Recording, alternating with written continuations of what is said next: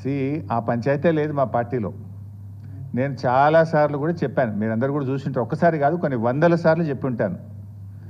ఇవాళ కేసీఆర్ గారు మా పార్టీ అధ్యక్షుడు, ఆయన యొక్క ఆదేశాలను తూచా తప్పకుండా పాటించే ఒక క్రమశిక్షణ కలిగిన కార్యకర్త హరీష్ రావు అని చెప్పిన. ఇది బహుశా వందల సభల్లో చెప్పిన, టీవీ డిస్కషన్స్లో చెప్పిన, ప్రెస్ మీట్లలో చెప్పిన, చిట్ చాట్లో చెప్పిన, అనేక సందర్భాల్లో కూడా చెప్పిన. సో మీరు అన్నట్టు కేటీఆర్ గారికి నాయకత్వం అప్పచెప్తే స్వాగతిస్తాను, డెఫినెట్గా ఐ కోఆపరేట్. ఒక కార్యకర్తగా హరీష్ రావు పార్టీ నిర్ణయాన్ని, కేసీఆర్ నిర్ణయాన్ని ఎప్పుడైనా శిరసా వహిస్తాడు తప్ప గీత దాటే వ్యక్తి కాదు.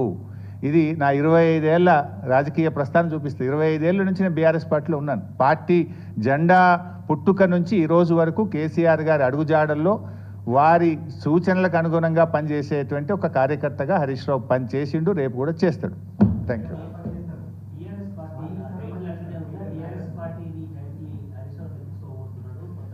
ఇవన్నీ చిల్లర ముచ్చట్లు బంద్ చేయాలి. ఇంత స్పష్టంగా కుండబద్దలు కొట్టినట్టు నేను మాట్లాడుతుంటే మీరు ఈ ప్రశ్నలు ఏందో నాకైతే అర్థమవుతలేదు.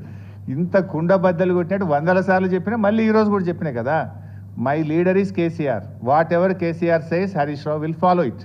That's all.